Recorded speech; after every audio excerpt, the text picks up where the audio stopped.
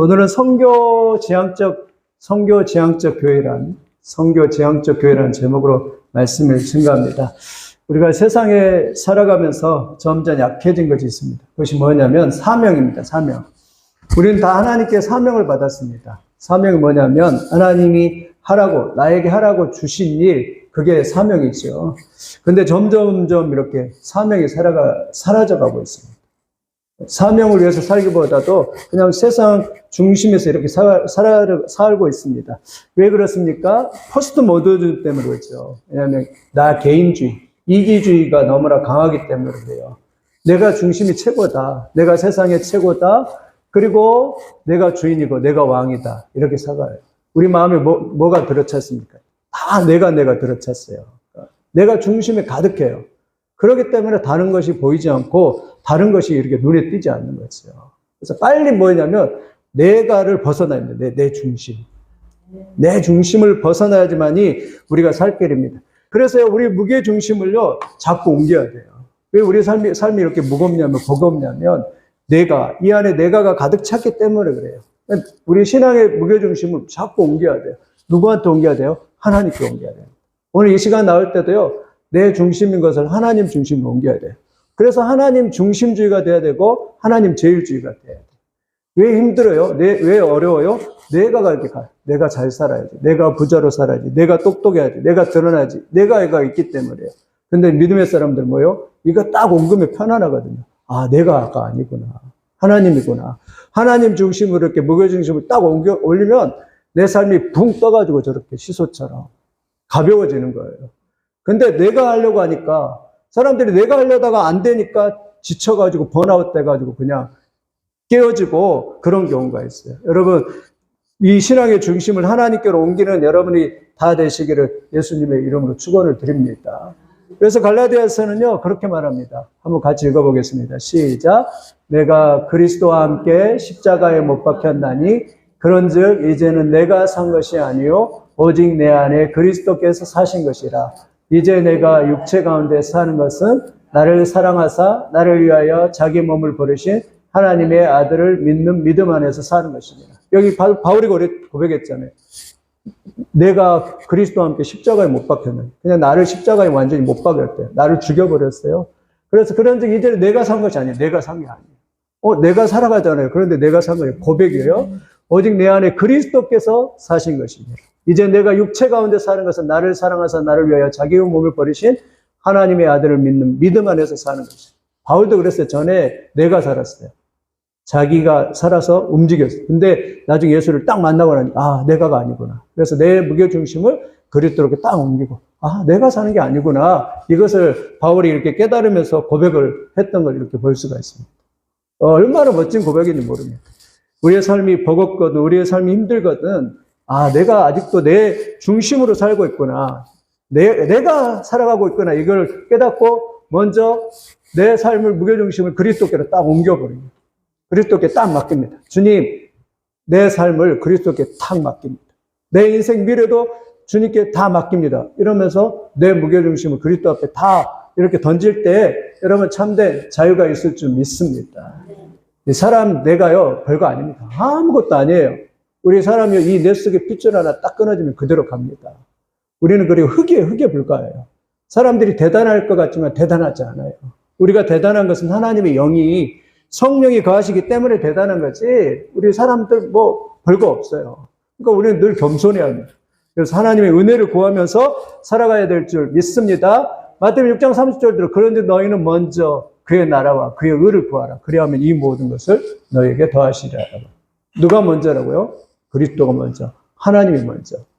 옛날에 그때는 형님 먼저, 아우 먼저 그런 선전도 있었잖아요.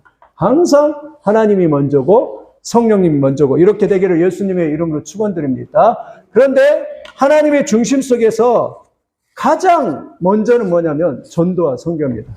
믿으시기를 예수님의 이름으로 축원드립니다.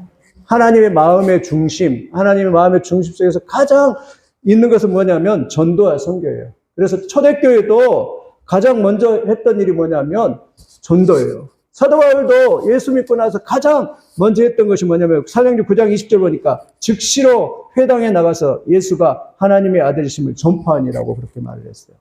예수 믿고 바로 가서 전파했어요.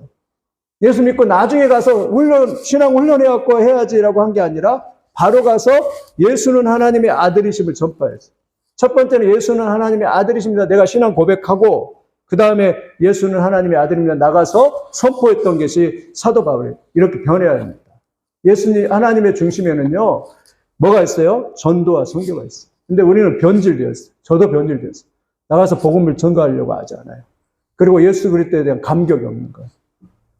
어느 날 그랬다고 하잖아요. 스펄전 목사님이 이 책상 서재에 이렇게 앉아서 그냥 설교 준비하다가 엉엉 눈물 떨리며 울고 있는 거예요. 근데 그 부인이 이렇게 녹화하고 들어와서 와보니까 울고 있는 거예요. 여보, 왜 그러냐고, 왜 우냐고, 무슨 일 있냐고. 그러니까 스펄전 목사님이 그랬다고 하지 않습니까? 내가 오늘 이 복음을 증거하고 복음을 설교해도, 그리고 말씀을 증거하고 그러지만 내 눈에 눈물이 마르고 내 마음에 감정이 말라서 그렇다라고 그러면서 전에는 예수님을 생각하고 전에는 복음을 생각하면 눈물이 나고 전에는 그랬었는데 이제는 그런 것이 다 사라져버려요. 사라져서 그런 감정도 없고 그런 마음도 없다라고 스펄전 목사님이 그렇게 울었다라는 그런 이야기가 있습니다. 우리 성도들이 점점 메말라져 가고 점점 눈물이 이렇게 사라져가는 그러한 시대를 이렇게 살아가고 있어요. 여러분 회복하기를 예수님의 이름으로 축원드립니다. 구원의 은혜만 생각해도 또 우리가 하나님 나라 천국의 백성이 됐다는 거. 그것만 생각해도 얼마나 감격 가운데 살아가야 되거든요. 아무나 여러분 누구나 구원받은 게 아니잖아요. 하나님이 피택자만 택한 자만 이렇게 딱 구원을 받잖아요.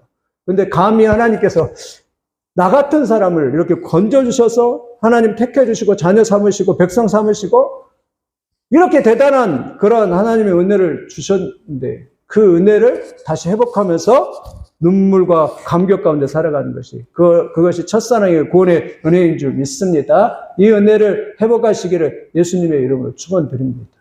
그래서 교회도요 2가지가 있어요. 어떤 교회는 유람선과 같은 교회가 있어요. 유람선 얼마나 놀러 다니는 거 좋죠.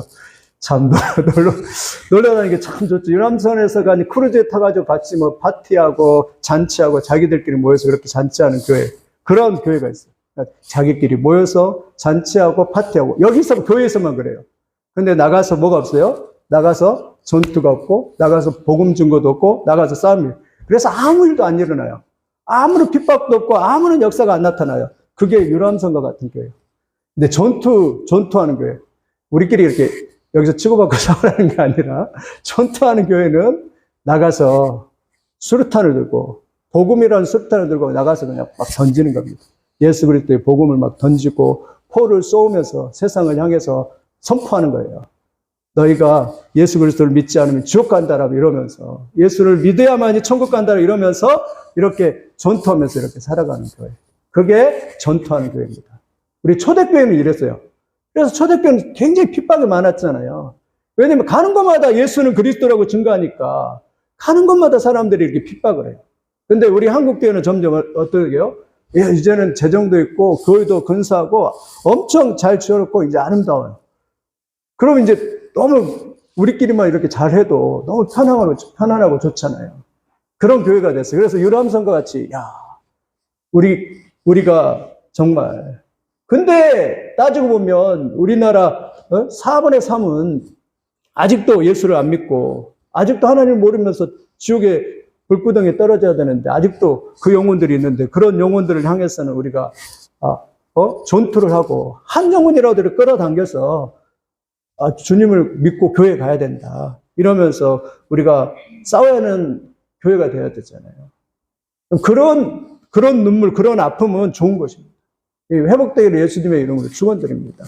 한 영혼을 볼 때 주님, 이 자식, 또 이 사람 이러면서 정말 구원하고 하나님의 복음을 위해서 구원하는 그런 교회는 좋은 교회잖아요.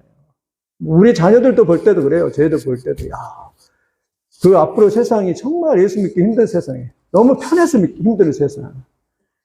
그래서 정말 예수님의 이 복음과 이 생명이 과연 어떻게 씨앗이 떨어져서 이렇게 살아갈 수 있을까 걱정하는 세상인데, 여러분 늘 기도하면서 복음을 위해서 싸우는 전투하는 교회가 되기를 예수님의 이름으로 축원드립니다. 교회가 또 있어요. 제가 보니까 반려묘인 교회하고 그다음에 사자와 같은 교회가 있어. 반려묘 교회, 저도 고양이 키우는데 고양이가 얼마나 귀여운지 몰라요. 오늘 아침에도 이제 지가 밥이 필요했나 봐요. 문 앞에 딱 이렇게 와가지고 야옹 하면서 자기 배고프다 이거죠. 밥 주라 이거지. 그래서 밥 주고 왔어요. 이랬는데 고양이가 얼마나 길어요. 근데 사자와 같은 교회가 있고 고양이와 같은 교회가 있어요. 그게 무슨 말이냐면 고양이는 귀엽잖아요. 예쁜 짓 하고 착한 짓 하고 이러잖아요. 그 말은 무슨 말이냐면 세상 사람도 좋은 소리를 들어요. 야, 너희 교회는 고양이 같다. 진짜 복음도 준 거 아니냐고 사람도 안 괴롭히고 그리고 참 좋은 일하고 봉사하고 참 좋은 교회다. 그러니까 너희는 참 반려견과 같은 그런 교회야 이러면서 칭찬하는 교회가 있어요. 다른 혹시나 예수 믿는 것을 세상에 전할까 봐서 사람들이 걱정하고 그러는데 너희 교회는 그런 것도 안 하고 귀찮게도 안 하고 너희끼리 잘 믿으면서 너희끼리 이렇게 행복하게 잘 사는 걸 보니까 반려묘처럼 그렇게 참 좋은 교회다. 칭찬 듣는 교회가 있어요. 그러나 교회는 뭐죠? 사자 같은 교회죠. 사자 같다는 것은 야성이 살아있다는 것이죠. 나가서 전투하기도 하고 나가서 들에 나가서 짐승을 잡기도 하고 싸우면서 이러면서 복음을 증거하면서 사람들이 귀찮아서 막 너희 교회는 왜 이렇게 뭐 특별하냐고 이렇게 독단적이냐 이러면서 귀찮아하는 교회.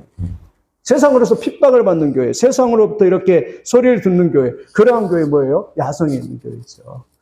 우리 교회는 어떤 교회 돼야 돼요? 반려묘가 돼야 됩니까? 아니면은 사자 같은 야성 있는 교회가 돼야 됩니까? 네, 야성 있는 교회가 감사합니다. 야성 있는 교회가 돼야 돼요. 반려묘처럼 쓰다듬으면서 야 너희는 참 좋다. 야 와서 우리 귀찮게도 안 하고 우리한테도 그렇게 너희가 그렇게 하지 않으니까 우리는 너무 좋아. 너희는 진짜 착한 교회야. 너희는 정말 좋은 교회야. 이러면서 세상에 칭찬을 그래 그렇게. 그런데 사자같이 가서 으르렁거리고 사자같이 막 물어버리면서요. 너희가 진짜 예수 안 믿으면 너희가 죽어! 하면서 막 물어버리기도 하고 빨리 안 와! 이러면서 막 끌어당기기도 하고 막 목덜미를 물어버리고 막 예? 그러면서 막 사자처럼 이렇게 포효하면서 막 세상에서 으르렁거리면서 막 소리치면서 예수 그리스도를 전파하는. 어제도 잠깐 우리 그 사과 농장 가면서 여러분 그거 보셨습니까? 못 봤죠, 여러분은. 제 눈을 봤어요. 어떤 분이 팻말을 들고 이렇게 비가 오는데 팻말을 들고 예수 믿어야 천국 갑니다 하고 예상 가는데 거기에 딱 이렇게 가만히 앉아서 전도하고 있더라고요. 그걸 보셨어요? 본 사람 있어요? 아, 집사님 봤어요? 네, 그래요. 딱 눈이 딱 이렇게. 네, 맞아요. 보이죠? 네, 보이는 사람이죠. 그래서 그 전투하는 교회고 사자 같은 교회죠. 세상에 나가서 그러니까 우리가 그냥 세상 사람들한테 편안하게 나는 좋은 사람이에요. 나는 예수 믿고 그냥 우리끼리 이렇게 좋은 사람이 이런 사람이 아니라 나가서 예수를 선포하면서 야성을 선포하면서 우리가 진짜 예수를 믿어야 된다고 이러면서 예수가 생명이다 이러면서 선포할 수 있는 그런 교회가 사자와 같은 그런 교회라고 그렇게 말합니다. 그러니까 칭찬 듣는 교회가 되면 안 돼요. 초대교회는 칭찬 안 들었잖아요. 초대교회는 맨날 핍박당했죠. 왜냐하면 복음 증거하는 것 때문에 예수님 증거하기 때문에 핍박을 당하면 그랬어요. 근데 우리는 마음이 쫄려가지고 조금만 핍박이 와도 저도 그래요. 마음이 쫄려가지고 예수 증거하다가 조금만 이렇게 핍박 오면 그냥 깨갱하고 막 반려묘하고 똑같아요. 반려묘. 참 그렇게 약해요. 우리가 야성이 없고 그렇게 약해요. 그냥 생명을 이렇게 위급하며 와도 예수가 그리스도이라고 선포하면서 이렇게 믿음으로 이렇게 나아가는 그런 역사가 있는 교회가 이렇게 돼야 되는데 조금만 이렇게 시련이 온다 이렇게 픽 쓰러져 버리고 약해가지고 그냥 누가 이렇게 막 고양이처럼 예쁘다 착해야지만 이렇게 그냥 하고 그러면은 우리가 아직도 연약한 어린아이 신앙을 가지고 있다는 그 증거죠. 나가도, 여러분도 떨리죠. 복음 증거하면 떨려요, 사실은. 나가도 누가 나를 욕하고 그러더라도 가서, 야, 오늘밖에 없다라고. 오늘 이 사람 진짜 복음 증거하지 않으면 또 내일 가서 내일이나 날이 있을까 이러면서 그냥 복음을 이렇게 증거하면서 예수 그리스도를 선포하는 그러한 놀라운 역사예요. 어느 날 만났는데 이제 교인이 초신자가 왔어요. 이제 유튜브로 요즘 유명하잖아요. 오니까 왔어요. 그러니까 보통 사람 같으면 이제 잘 이렇게 해가지고 이렇게 그냥 보내잖아요. 그런데 목사님이 오늘 어떤 마음이냐, 오늘 이 사람을 만나면 또 다음에 언제 교회에 오겠는가 이러면서 물어본 거예요. 집사님한테. 집사님 구원 받으셨습니까? 집사님인데 구원 받으셨습니까? 이 질문을 한 거예요. 근데 놀라워요. 근데 그 질문 받고 그 집사님이 너무 정직한 분이에요. 쭉 설명을 하면서 구원 받았습니까? 이 집사님이 그냥 눈물을 펑펑 흘리면서 구원을 못 받은 거야, 아직. 예수를 영접을 안 하고 예수를 믿지를 않는 거야. 그래서 그날 이렇게 설명을 하면서 그랬다라는 그런 이야기를 하는데 우리도 여러분 이 사자와 같이 그냥 반드시 복음을 증거하고 진짜 물어 뜯어서라도 그냥 사람들을 주께로 인도할 수 있는 그런 야성을 회복하는 그런 놀라운 역사가 있기를 예수님의 이름으로 축원드립니다. 쉽게 안 옵니다. 쉽게 안 끌려와요. 그냥 가서 싸우지 않으면 계속. 그래도 누가 그랬잖아요. 계속 그냥. 그래서 이 사람이 어떠냐면 귀찮아서라도 내가 지금 교회 가져야 되겠다. 사람들이 이런다고요. 귀찮아서 온다고, 귀찮아서. 그냥 착해가지고 한번 와주세요 이러면 안 끌려온다. 근데 계속 가서 그냥 교회 다니라고, 예수 믿으라고. 한 20번, 30분이든 가서 교회 가자고 이렇게 해야지만이 사람들이 끌려오고 그러는 걸 이렇게 볼 수가 있어요. 왜냐면 영적인 일은 사탄이 붙들고 있거든요. 그래서 계속 가서 이렇게 두드리고 해요. 그게 뭐냐면 사자와 같은 야성을 가진 그런 교회입니다. 그렇게 변하는 여러분들이 되시기를 예수님의 이름으로 축원을 드립니다. 그럼 빌립보 교회는 어떤 교회냐? 첫째, 선교 지향적인 교회는 어떤 교회냐? 복음 중심적인 교회예요. 예수가 중심적인 겁니다. 복음이 예수잖아요. 빌립보 4장 15절 같이 읽어보겠습니다. 시작.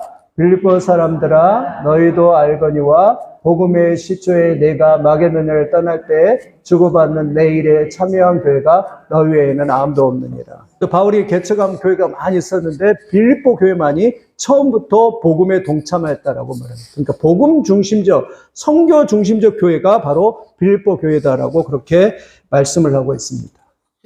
복음이 무엇입니까? 복음은 우리가 예수 그리스도를 믿고 제사함 받고 그리고 하나님의 의를 얻어서 믿는 사람이 천국 간다는 게 복음입니다.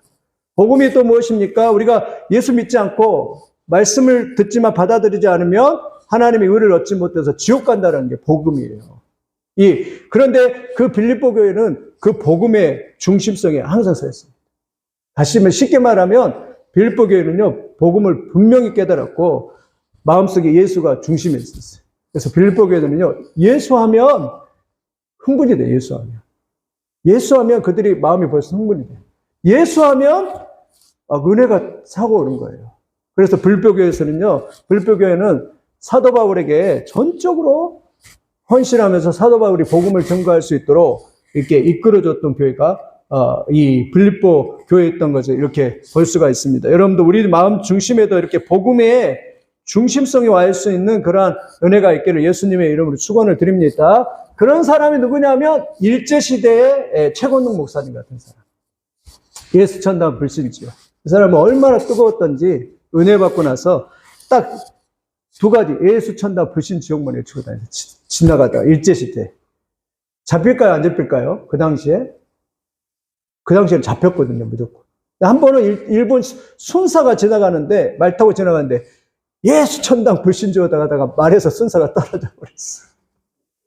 그래갖고 잡아가겠죠. 잡아가가지고 이제 매를 때리는데 이 최건동 목사님이 때릴 때마다 예수 천당 불신지옥 이렇게 해쳐가지고 이 사람이 손살을 치고 일본 순사가 내버려진 뜸을 했고 나중에 그 일본 순사가 예수를 믿었다고 합니다.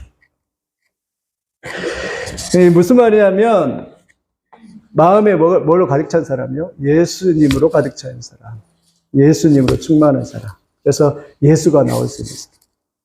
사람 만나서도요, 막, 물론 이제 친구들과 만나서 이런저런 좋은 이야기도 하긴 하겠지만, 막 불신자를 만났을 때는 벌써 뭐가 나와요? 예수가 나오는 거예요.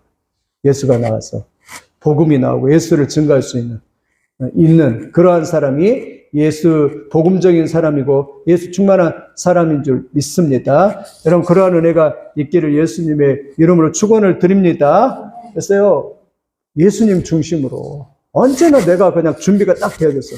예수가 이렇게 나와서 예수를 증거하는 교회가 선교 지향적인 교회입니다. 만나면 예수 이야기하고 만나면 예수님의 은혜를 이야기하고 예수님이 나에게 또 은혜를 주셨다. 나에게 또 힘을 주셨다.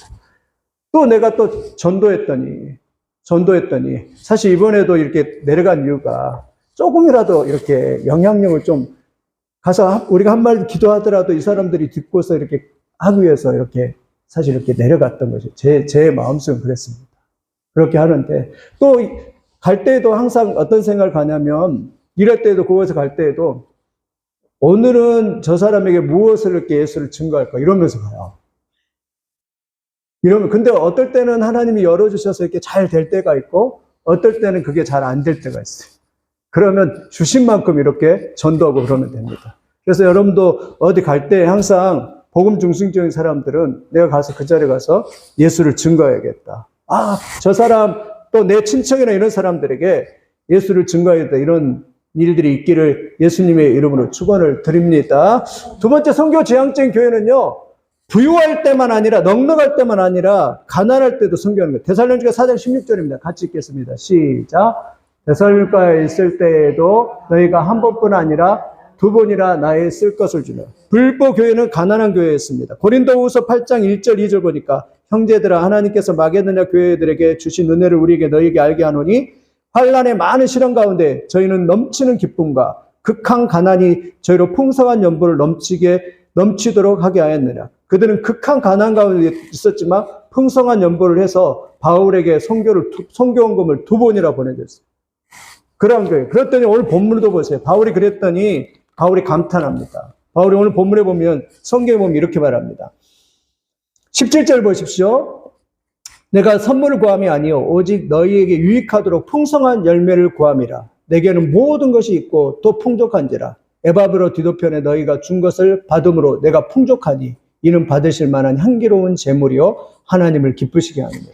바울이 그것에 감동을 했죠. 그래서 그것은 그냥 헌금이 아니라 하나님이 받으실 만한 향기로운 제물이요라고 그렇게 말합니다. 그러면서 하나님을 기쁘시게 하는 거래. 이러면서 19절에 말합니다. 나의 하나님이 그리스도 예수 안에서 영광 가운데 그 풍성한 대로 너희 모든 쓸 것을 채우시리라고 그렇게 말합니다. 그러니까 극한 가운데서 그렇게 했지만 그 하나님이 너희를 풍성하게 채우실 것을 믿노라 하면서 그들을 이렇게 축복하고 있는 그러한 것을 이렇게 볼 수가 있습니다. 선교는 부자라고 꼭 잘하는 건 아닙니다. 부자는요, 돈에 매여 있기 때문에 오히려 선교 못해요. 선교를 누가 하죠? 예수로 충만하고 복음적인 사람. 그리고 마음으로 하는 거예요. 가난한 사람이 오히려 더, 가난하면 뭐 그거 있으나 없으나 마찬가지잖아요. 오히려 이렇게 헌금할 수 있습니다. 제가 지난번도 했지만 유소망 목사님이랑 탈북민 목사님인데요. 기도 아주 작고 62세에 신학을 했어요. 근데요, 하루에 2시간 자면서 이제 계속 훈련을 받다 보니까 얼마나 영적으로 대단한지. 근데 그분이 탈북연금을 한 60만 원 정도 받는 것 같아요. 근데요, 전혀 이거요, 허튼 데 안 써요. 전부 선교하는 데다 쓰는 거예요. 이번에도 저한테 사진을 보여더라고. 북한의 지하교회 자기 2딸이 지하교회에 있는데 자기 2딸한테 돈을 보냈는데 근데 중국의 사람한테 보내면 600만 원 보내면 400만 원밖에 안 간대요. 그 중간에서 다 이렇게 브로커들이 다 띄어먹고 그래도 보내는 거예요. 살아야 되니까. 근데 북한의 지하교회 2딸들이 한 50대 거의 60대 가까이 되겠지. 60대까지인데 지하교회 사는데 그분들도 이제 돈을 받아서 이제 지하의 성도들 이렇게 다 이렇게 나눠 먹으면서 힘드니까 지금 북한은 엄청난 굶주림 때문에 아사하는 사람이 많습니다. 600만 원을 보냈다. 딸한테 그 600만 원을 보냈대요. 이번에 한 400만 원 이렇게 갔겠지요.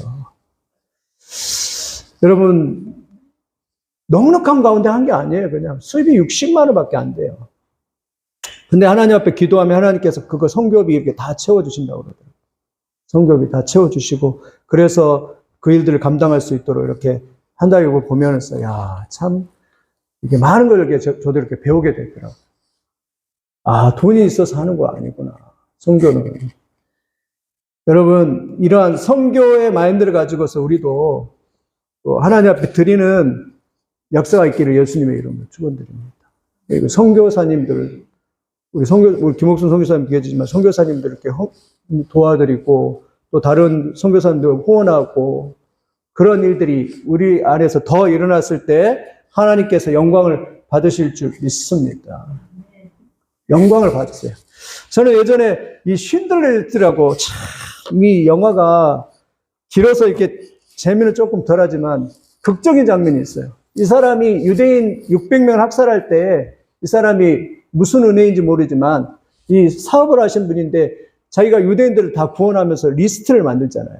누구누구 얼마 이러면서 돈으로 그 사람들 이렇게 돈으로 다 사가지고 리스트를 만들잖아요. 근데 엄청 수많은 사람들, 수백 명의 사람들을 자기가 돈으로 이렇게 건지는 거예요. 여러분 선교는 뭘 하는 거예요? 돈으로 하는 것이죠. 돈으로 건져가지고. 근데 나중에 이제 다 독일이 다 좋아져가지고 이제 히틀러도 죽고 이제 그 유대인들이 풀려나가지고 모여가지고 자기들의 반지를 다 빼가지고 이 신들러한테 이 반지를 맞춰줘요.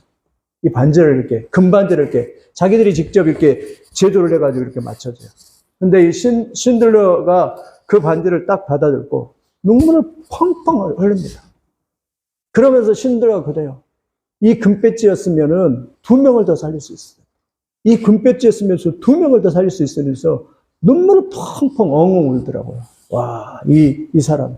그러면서 자기가 반지를 줬던 사람을 껴안으면서 엉엉 울면서 그냥 쓰러지는데, 아, 진짜 놀라운 것 같아요.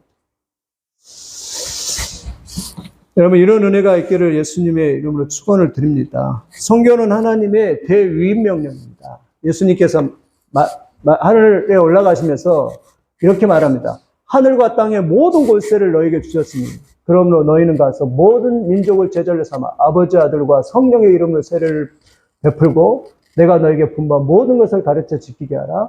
볼지어다 내가 세상 끝날까지 너희와 항상 함께 있으리라. 이르시되 너희는 온 천하에 다니며 만민에게 복음을 전파하라. 오직 성령이 너희에게 임하시면 너희가 권능을 받고 예루살렘과 온 유대와 사마리아 땅까지 이르러 내 증인이 되리라 하십니다. 선교는 부담스러운 게 아니라 전도는 부담스러운 게 아니라 최고의 영광이에요. 여러분 믿으시기를 예수님의 이름으로 축원드립니다. 세 번째 마지막 선교는요 가장 기쁜 일입니다. 빌립보 4장 18절 같이 읽겠습니다. 시작. 내게는 모든 것이 있고 또 풍부한지라 에바브로디도편에 너희가 준 것을 받음으로 내가 풍족하니 이는 받으실 만한 향기로운 제물이 하나님을 기쁘시게 한 것이니라. 근데요 바울이요 탄성이 이 글을 쓰다가 갑자기요 바울이 막 찬송이 울려 퍼져버려요. 이거를 쓰다가 어떻게 찬양하냐면 이렇게 4장 20절 이렇게 말합니다. 하나님 곧 우리 아버지께 세세 무궁하도록 영광을 돌릴지어다 이러면서 찬송이 터져버려요. 이 글을 쓰면서요. 책상에서 쓰면서 이 이야기를 할 때 자기가 지금 감옥에 가 있는데 그 감옥에 갇혀서 절망 가운데 있는데 이 빌립보 교회가 자기를 생각하면서 선교원금을 보내줬더니 그것이 너무나도 감사해서 바울이 너무 감격스러운데 영광 세세 무궁토록 영광이 있을지어다 이러면서요 찬송이 터져요. 선교는 이런 겁니다. 선교는 영혼 구원은 이런 거예요. 하나님이 가장 기뻐하시는 일이고 영혼 구원은요 이게 찬송이 터져버리는 것이. 한 영혼이 그냥 찬송 받는데 그냥 찬송이 터져버려요. 저도 이렇게 말씀을 드렸는데 우리 선교사님 지난번에 중국 아이를 가르친다고 이렇게 그 영접시키러 간다는 많은데 그냥 그냥 그러더라고요. 너무 영접시키시러 갈 때 참 그 하나님이 얼마나 그걸 기쁘실까 이런 생각을 했는데 여러분 한 영혼을 구원할 때 그냥 찬송이 터져버리는 거예요. 그 장면이 예수 그리스도께서 한 마리의 양이 잃어버렸는데 한 마리의 양을 딱 데려오면서 이렇게 말해요. 내가 너에게 이르는 이와 같이 죄인 한 사람이 회개하며 하늘에서는 회개할 것이 없는 의인 99으로 말미암아 기뻐하는 것보다 더 나으리라 이러면서 한 마리 양을 메고 한 마리 양 때문에 덩실덩실 춤춰가지고 오면서 메고 와서 야, 모여. 우리가 잔치하자. 내가 한 마리 양을 찾았다, 이제. 한 마리 양을 찾았다 하면서 막 기뻐하면서 예수님이, 이렇게 영광을 돌리는 그러한 장면이 이렇게 있습니다. 예수님이 가장 기뻐하는 게 뭐예요? 전도입니다. 선교예요. 선교가 어려운 게 아니에요. 우리가 할 수 있을 만큼 사람들이 복음을 증거해서 한 영혼이 천하보다 이렇게 하는데 그 영혼들을 구원하는 것이 선교인 줄 믿습니다. 탄성이 터져요. 영혼 구원한 그 기쁨이 얼마나 큰 기쁨이겠습니까? 그러니까 선교사님들이 가서 거기서 한 영혼들을 이렇게 건지면서 그 기쁨하고 그냥 우리하고는 비교가 안 되는 거죠. 그 기쁨이. 여러분, 교회도 마찬가지입니다. 교회도 선교 지향하고 영혼을 구원하는 교회가 최고의 영광입니다.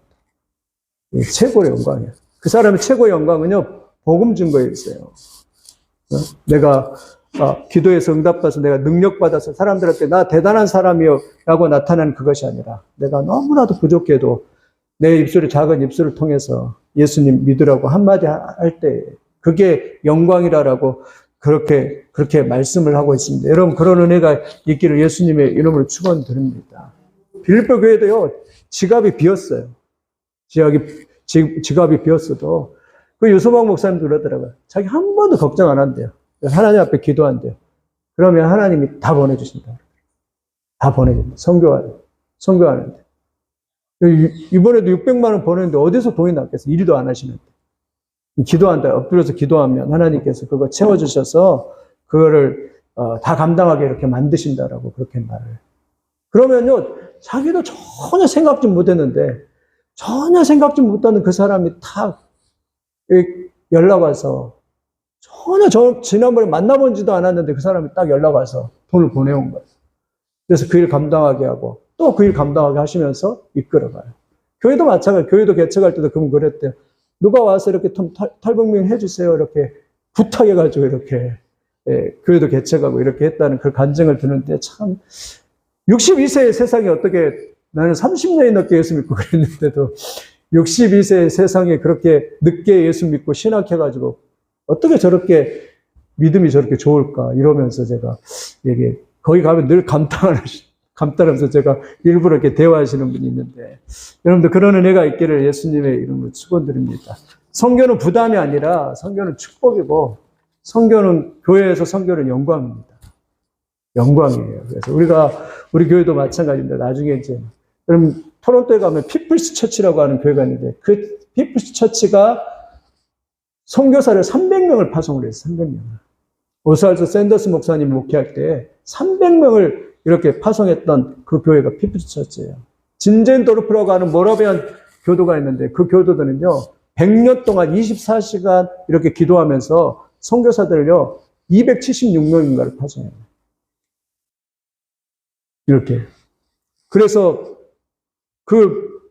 존 웨슬리도 이 모라반 교도를 통해서 성령 받고 그래가지고 하나님 앞에 크게 쓰임을 받는 그러한 일들이 있었는데 우리 교회도 우리 여러분 각자도 우리도 선교를 감당하는 그러한 놀라운 교회가 다 되시기를 예수님의 이름으로 축원을 드립니다. 말씀을 맺히면 선교지향적인 교회는 첫째, 선교지향적인 교회는 복음이 중심적이에요. 예수만 해도 흥분하고 예수만 해도 가슴이 떨리고 그리고 예수의 복음을 세상에 증거하는 교회. 선교지향적인 교회는 넉넉할 때 선교하는 교회가 아니에요. 사람이 많거나 아니면 돈이 많아서 하는 것이 아니라 마음으로 하는 거지. 가난할 때에도 선교하는 교회였습니다. 선교지향적인 교회는 선교가 하나님이 가장 기뻐하신 일임을 아는 교회입니다. 그런 은혜가 여러분들이 있기를 예수님의 이름으로 축원을 드립니다.